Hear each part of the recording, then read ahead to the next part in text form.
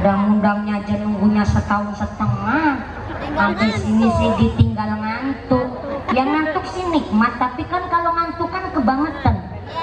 Gedang kluthuk godonge sengkleh, wong ngantuk lambene. Gedang kluthuk dipangan uler, wong ngantuk mangat karo. Paham bener. Bu, di dalam pernikahan itu ada namanya mahrul misli. Saya ulang, mahrul misli adalah mahar yang besar kecilnya itu disesuaikan dengan daerah kampungnya calon pengantin perempuan. Contoh Semarang Tengah. Kiai, saya mau tanya, kalau tanyanya sama Pak Camat kan orang Timur Leste. Iya, nggone lengak minyak di sana, jadi memang mahar di Timur Leste mahal.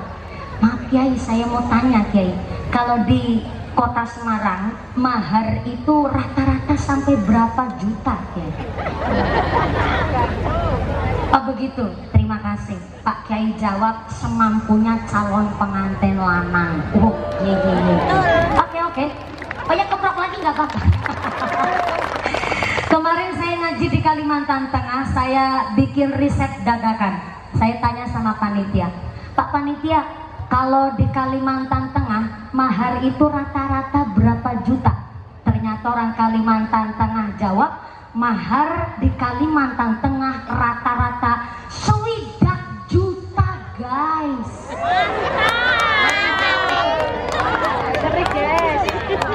Ya maklum memper, kan di sana rata-rata pengusaha bos iler. Iler bukan sembarang iler. Ilernya iler manuk walet. Iler manuk walet sarangnya sekilo paling murah itu 9 juta per kilonya. Pernah mencapai harga 1 kilo itu 29 juta. Kalau udah bersih. Iler. Kalau udah bersih berapa? Ya nggak usah tanya ilernya sampean. Jangankan ilernya sampean, wong saya sama iler saya sendiri aja wegah saya.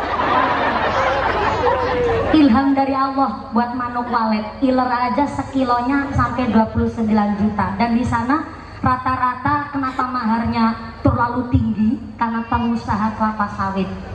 Tapi sesugih-sugihnya pengusaha kelapa sawit, sampai hari ini saya nggak doyan es kelapa sawit Bu. Minyak tok soalnya. Di sana 60 juta rata-rata mahar di Kalimantan Tengah. Dan tadi saya tanya sama Pak Kiai, di kota Semarang mahar itu rata-rata sesuai dengan kemampuan calon pengantin kakung. Ini hanya untuk gambaran. Umpama mahar di kecamatan Semarang Tengah katakanlah 5 juta umpama.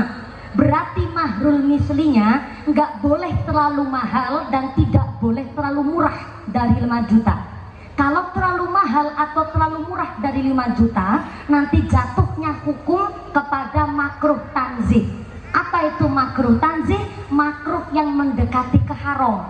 Kalau terlalu mahal bikin standar sendiri, jatuhnya makruh tanzih, makruh yang mendekati ke haram. Contoh, wong Semarang Tengah dumeh anake wadon ayu, semok denok montok ini pakai olah kubro wayune denok deplong pokoknya.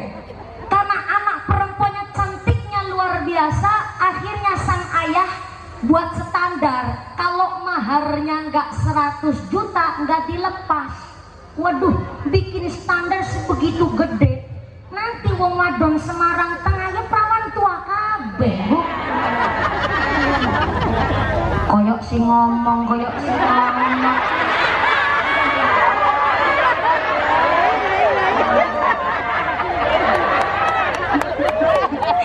Ini baru ada nih pengajian jamaah ngece sama bunyainya, baru ada nih. Waktu nong Semarang Tengah tok, ya Allah. Pak Camat, warganya sampean ini nantang perkara. Kata katanya mumpuni perawan tua, ya Allah dulu. Nih saya kasih tahu ya Bu Sarkina. Ada santri cepet payu rabi, tapi ada santri yang belum payu rabi. Santri yang cepet payu rabi itu karena santri yang taat kepada kiainya. Rata-rata kalau santri cepet payu rabi, dia lulus jadi alumni, mesti jodohnya juga sesama alumni dari pesantren itu, Bu. Tapi kalau santri yang belum payu rabi, bukan gak nurut sama kiai, justru malah yang belum payu rabi nurutnya lebih ketimbang yang nurut sama kiai. Kenapa? Karena santri yang belum payu rabi, Pak Kiai ngendika, santri sebelum usia 27 tahun adalah masa emas untuk ngabdi di masyarakat. Gak ada yang keprok nih.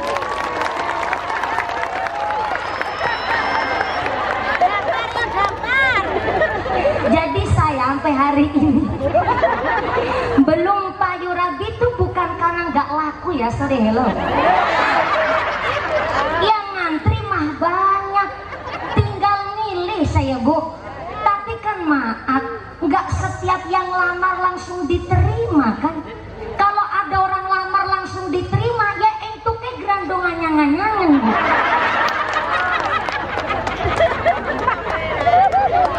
Makanya saya sampaikan di sini, kenapa seorang perempuan juga diperbolehkan untuk menentukan? Karena maafun nih, seorang ibu rumah tangga sampai haid datang bulan, maaf nih Nun Sewu, nggak tahu caranya mandi besar yang betul bagaimana, maka yang tanggung jawab adalah suaminya sampai akhirat. Seorang perempuan habis melahirkan, dia nggak tahu caranya mandi wiladah, yang habis melahirkan istrinya, tapi yang tanggung jawab suaminya sampai akhirat.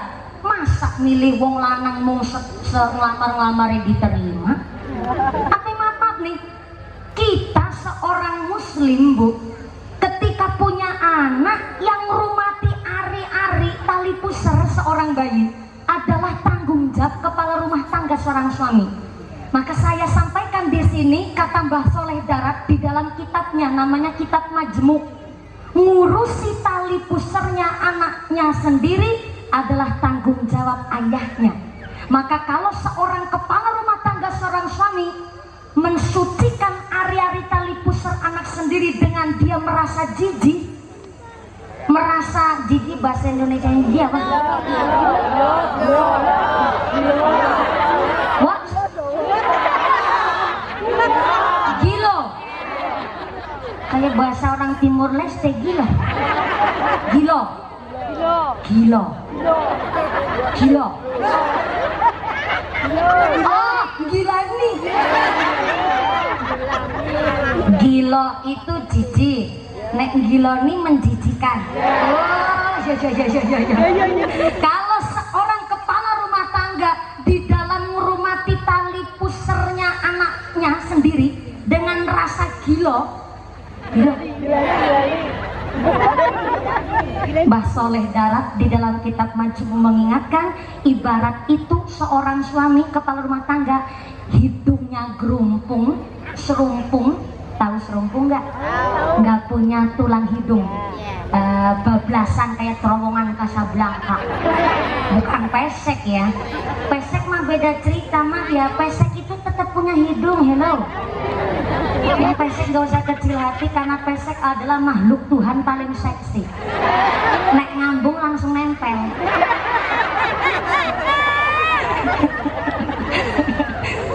Seorang kepala rumah tangga mensucikan tali pusar bayinya sendiri dengan rasa jijik, rasa gilo, maka ibarat hidungnya gerumpung tapi dia nggak sadar. Yang sadar adalah tetangga orang lain. Maka kenapa justru mensucikan tali pusar dalam rangka ayahnya sedang mengajari wudhu kepada anaknya sendiri. Nggak boleh pakai kaki, itu jijik gilo, malah dikupiak ning kali, dikendang no kali, malah gompan bebek. Maka jangan salahkan nih, maaf ya, ada anak nakalnya sampai nggak ketulungan. Di antaranya itu tadi, bapaknya mensucikan hari-hari anaknya sendiri dengan tidak rasa hormat, dengan tidak pakai syariat. Maaf nih ya, motong kuku aja kita orang Islam ada syariatnya Bu, harus didasari pakai kertas atau tisu. Nanti potongan kukunya lajeng dibungkus, dibuntel pakai kertas itu tadi, kemudian dipendem, dikubur. Nggak boleh potongan kuku ini kemudian dibuang, disapu begitu saja. Ini bukan saya yang ngomong, Imam Al-Ghazali yang mengingatkan. Sampai potongan kuku ini dibuang sembarangan, maka nanti jadinya buat makanan setan. Maka jangan heran kalau ada orang sholatnya nggak ketinggalan, baca Qur'annya getol, sampai puasanya juga dilaksanakan, tapi rezekinya seret, keluarganya nggak pernah adem ayem. Diantaranya itu tadi, kukunya dibuang sembarangan, pun dia sama anggota badannya saja nggak menghormati. Maka jangan salahkan kalau ada keluarga yang memang ahli ibadah tapi ternyata sampai nggak pernah adem ayem tentrem. Mungkin diantaranya sampai sama kuku aja nggak menghormati. Jadi kalau ngetokin kuku disamaki kertas atau tisu, nanti potongan kukunya dibuntel, kemudian dibungkus, dipendem, supaya nggak jadi makanannya setan. Nah kok dapat baru tahu Bu? Ya Allah. Gimana? Oh karena maharnya murah. Nah ini mau saya lanjut lagi nih. Makanya ada mahar namanya mahrul misli. Terlalu mahal maharnya tetap jatuhnya makruh tanzih, makruh yang mendekati ke haram. Kalau terlalu murah pun tetap makruh tanzih. Walaupun nikah itu hanya cincin terbuat dari besi, sah nikahnya, tapi tetap kurang syarat maharnya. Kemarin di Jawa Timur sempat viral, ada seorang calon pengantin perempuan menerima mahar sebuah linggis, sah nikahnya tapi tetap makruh tanzih. Tetangga pasti pada ngegosip, ih terima nompo ke mahar linggis ya Bu, kan pada ngerasa nih katanya sok malam pertama yo di linggis.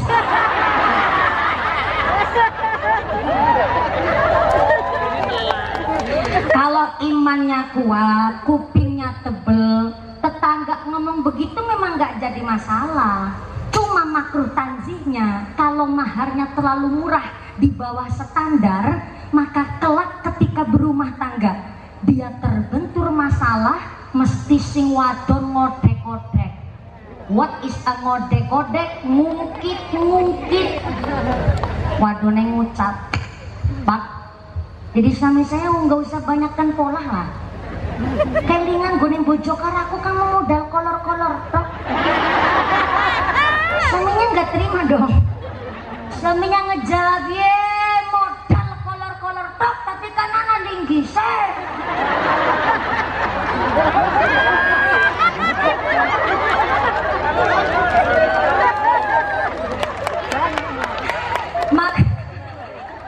Makruh tanzinya di situ.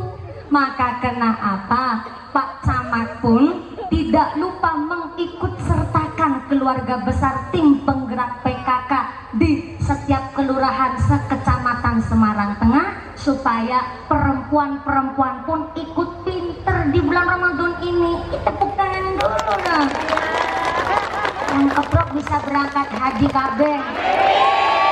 Ibu pingin berangkat haji? Udah daftar apa belum? Astagfirullahaladzim. Gelangi selengan dinggo kabeh. Cincinnya aja perentol-perentol sekeong-keong. Kalung aja panjangnya sampai puser. Ya kalau lu nggak kaji kepingin tapi belum daftar. Mudah-mudahan bisa ziarah Mekah Madinah. Jadi Bapak Haji, Ibu Hajjah. Amin Allahumma. Maka jujur saja kalau bulan Ramadan saya justru mengurangi intensitas pengajian di luar rumah. Justru saya menikmati pengajian sendiri di rumah sendiri. Soalnya kalau di lain bulan Ramadan saya satu hari itu pasti 3 kali kalau pengajian, pagi sore malam, pagi sore malam. Makanya kenapa dari ketua panitia tadi mengatakan bahwa nunggu saya 1,5 tahun karena memang khusus di bulan Ramadan saya ini pengajian saya pilih saja satu hari cuma 1 kali, yaitu kalau habis tarawih atau menjelang buka puasa. Sampai kemarin Indosiar sama Trans 7 dan Trans TV ngebooking saya, tapi saya ngucap ngapunten sangat. Saya kepingin menikmati suasana puasa di rumah.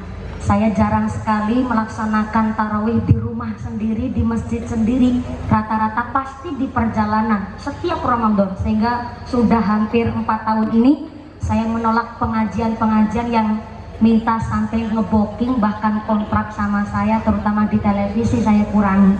Justru saya menikmati puasa di rumah. Emang beda rasanya, Bu. Atmosfernya itu beda.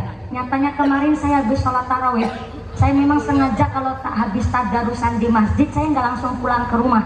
Tapi saya ngobrol sama ibu-ibu jamaah. Betul, ada ibu-ibu bilang begini, mumpuni, ya Allah lawas banget Ratau ketemu ya, mumpuni tetangga saya sendiri. Nih, mumpung ketemu saya mau ngaji nih, mumpuni saya tanya. Tapi jangan tersinggung ya. Tanya apaan, Bu? Saya mau tanya, kalau orang habis wudhu batal gara-gara ngentut, terus wudhu lagi kok yang dibasuh bukan bolongan itu teh?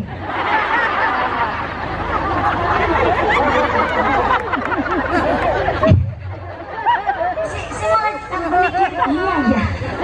Saya pikir begitu, iya ya. Kok malah saya juga baru kepikiran ada orang tanya begitu. Ulang tanyanya apa tadi, Bu? Kenapa orang habis wudhu kok ngentut, kemudian wudhu lagi yang dibasuh bukan bolongan itu teh? Saya jawab, ya Allah Bu, itu namanya al-aslu lam yus'al. Syariat paten nggak usah dipertanyakan, mumet sendiri. Saya ceritain sedikit sejarah kenapa orang wudhu harus anggota badan wudhu yang dibasuh. Karena dulu ketika Nabi Adam alaihissalam di sorga, beliau itu menek with huldi, dia manjat pohon huldi. Nah, yang dibasuh ketika kita wudhu itulah anggota badan yang memang menyentuh langsung dengan pohon buah huldi. Itulah kenapa orang berwudhu artinya sebelum sholat harus mensucikan diri dari dosa-dosa terlebih dahulu. Jadi kalau ada orang udah ngelakonin sholat masih punya rasa dendam, masih punya rasa benci sama tetangga, masih punya rasa benci sama orang lain, berarti wudhunya perlu dikaji ulang. Karena wudhu adalah membersihkan dosa, membersihkan rasa dengki, membersihkan rasa iri hati di dalam yang melengkap di anggota badan kita. Jadi kenapa kok yang dibasuh walaupun yang ngentut bolongan itu teh? Kenapa yang dibasuh anggota wudhu yang sudah disyariatkan al-aslu lam yus'al, itu syariat paten? Karena memang sudah ada sejarahnya. Ibu-ibunya terus jawab, ya kan saya cuma tanya, karena saya kan nggak tahu. Soalnya tadi saya pas sholat tarawih itu kerasa makces gitu. Itu saya kerasa makces termasuk ngentut tapora. Saya jelasin lagi, Bu gue cestis cus tutot brot, itu namanya ngentut. Jelas batal wudhunya, batal sholatnya. Kudu wudhu maning, sholatnya diulang begitu. Oh, langgar gone ngentut mone prepet-prepet. Kalau bukan tetangga udah saya omelin, Bu. Lah kalau bunyinya prepet-prepet saya jawab tapi sambil pulang. Gue ngentut karo apa sendian? Tapi saya ambil lari. Udah malam masih tanya ngentut, bae modele. Saya tinggal pulang. Akhirnya saya jadi tahu, oh ya, suasana puasa di rumah dan di kampung sendiri begitu nikmatnya, luar biasa. Orang kemarin saya tarawih pertama di masjid jam saestu, demi Allah saya kerungu anak tetangga ngentut banter banget. Betul, ini suasana salat tarawih di kampung sendiri begitu nikmat. Maka alhamdulillah nanti kita ngaji sampai jam berapa tadi? Sampai sahur betulan? Ibunya kuat? Sampai jam 3 subuh kuat? Bapak-bapak sanggup? Oh, bapak sanggup, ibu kuat, sih ngikutan. Naksi-naksi. Sallu ala Nabi Muhammad. Inilah bulan puasa, bulan suci Ramadan. Inilah bulan puasa, bulan suci Ramadan. Mari kita lakukan walaupun kadang dahaga. Itulah perintah Tuhan yang harus kita lakukan. Yang sabar, yang takwa, yang sabar, yang takwa, baginya dapat ampunan. Ya Ramadan, ya Ramadan, jinailaika bil ghufran. Ya Ramadan, ya Ramadan, jinailaika bil ghufran. Ya Ramadan, ya Ramadan, jinailaika bil ghufran. Ya Ramadan, ya Ramadan, jinailaika bil ghufran. Jika telah sempurna sebulan lamanya, jika telah sempurna sebulan lamanya, naikkan zakat bagi fakir dan miskin agar mereka merasa bahagia. Yang sabar, yang takwa, yang sabar, yang takwa, baginya dapat ampunan. Ya Ramadan, ya Ramadan, jinailaika bil ghufran. Ya Ramadan, ya Ramadan, jinailaika bil ghufran. Ya Ramadan, ya Ramadan, jinailaika bil ghufran. Ya Ramadan, ya Ramadan, jinailaika bil ghufran. Sallu ala Nabi Muhammad. Alhamdulillah, grup Qasidah Az-Zahra dari tadi dan saking griyo. Terima kasih karena semangat, saya sabar dulu. Iya, sama-sama. Giliran nerima saweran, nerimanya banter. Mohon izin Pak Camat, Pak Panitia, saya alhamdulillah suka nyawer santri ketimbang nyawer biduan. Kalau santri, ini santri bukan? Oh ya, santri tapi rodo tua. Kalau santri kan belajar mendawamkan sholawat. Ya kalau biduan alhamdulillah sekarang banyak biduan pakai jilbab, moga-moga bisa istiqomah Allahumma. Cuma rata-rata kalau biduan kan maaf-maaf nih, bajunya gak seronok, kurang bahan. Masa punya Gunung Merapi sama Gunung Merbabu ditonjol-tonjolin, punya pusar aja dikasih celobong udara, pakai rok mini rok pacet, maaf nih, belekan buri nyerempet silit buri, belekan ngarep nyerempet silit ngarep. Udah begitu naik motor sambil metakrak, kan jadinya SMS, maaf, silit yang meletek separuh. Cara berpakaiannya kalah sama buah di Semarang kota, Bu. Di kota Semarang buah di pasar aja pada kelambenan.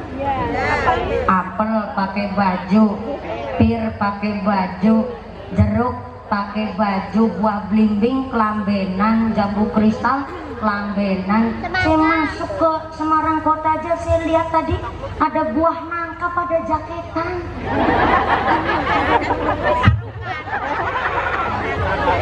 Ibet, nanti muncrat ya aku ngomong. Tenang, saya mah udah divaksin sampai 3 kali. Muncrat-muncrat di sini udah aman insya Allah. Di Semarang nangka aja pada jaketan. Berarti nangkanya orang Semarang, nangkanya orang beriman. Nggak ngerti syariat, ngerti aturan. Kalau di Semarang aja nangka pada jaketan, kenapa nangkane wong wadon ora dibrongsong? Maka alhamdulillah saya sawer, nanti ngiring sampai jam 3 sahur, Pak. Ya, begitu. Sallu ala Nabi Muhammad. Sebelah kiri belum disapa, kasihan, mau izin ya Bu Eni lewat gini. Saya khawatir. Gimana? Oh sampai sahur, iya ya Allah Mbak Sarmin. Ikut ngaji Mas Sarmin. Terima kasih ya Allah. Pada sibuk megangin HP dari tadi ya Allah. Itu shootingannya buat apa Pak? Mas Sarmin nih ya tuh sampai cincinnya aja sekeong-keong. Mas Sarmin. Sallu ala Nabi Muhammad.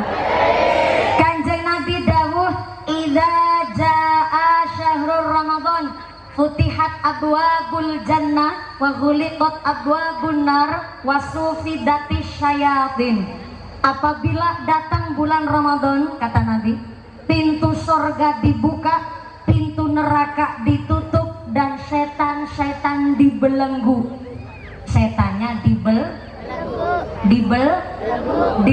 itu dibondok, itu dijirat itu dikerangkeng itu ditaleni itu dijirat itu didadung itu diuger. Cara sini apa ya? Can apa? Cang. Can apa cang? Oh cang. Ya Allah. Jadi kecamatan Semarang Tengah itu bahasanya campur Cina. Cang. Saya ulang. Idza jaa syahrul Ramadan futihat abwabul jannah wa ghuliqat abwabun nar wa sufidatis syayatin. Apabila datang bulan Ramadan, pintu surga dibuka, pintu neraka ditutup, setannya dicamcam. Inilah kenapa kalau bulan Ramadan justru kita puasa rasanya lebih enteng. Betul.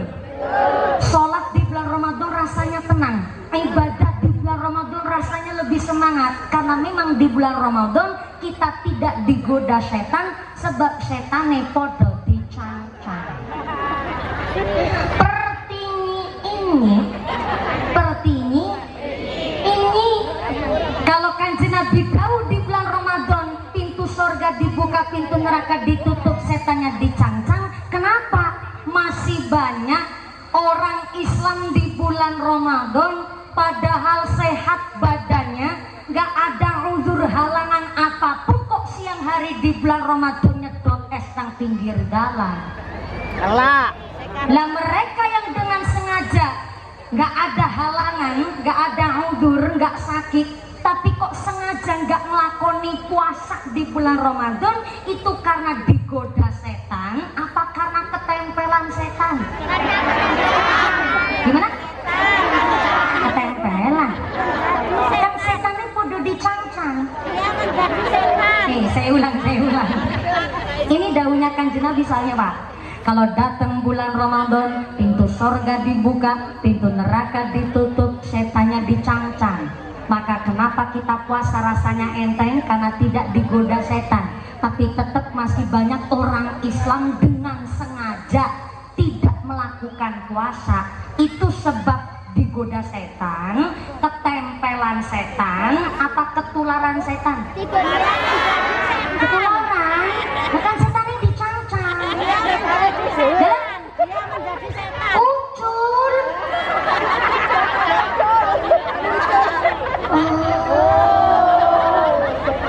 Jadi kalau bulan Ramadan di Semarang Tengah setannya kok ucul. Ya pantes. Maka maaf, Kanjeng Nabi Dawud di dalam hadis qudsi, asyamu, puasanya kalian manusia, baini wa bainahu, hanya aku Allah dan sampean saja yang tahu. Wajahnya orang yang puasa sama orang yang gak puasa itu bedanya longkok. Yang gak puasa habis makan lumpia entong pitung biji, metu ngomah bibirnya udah digosok pakai anduk, set kan mandang ngeripik tuh bibirnya sampai keluar dari pintu rumah dilemas-lemesin ya Allah. Setengah 3 sore lemes nemen ya. Jadi kalau udah orang bikin story di WhatsApp jam setengah 3 lemes besti, itu justru malah mencuri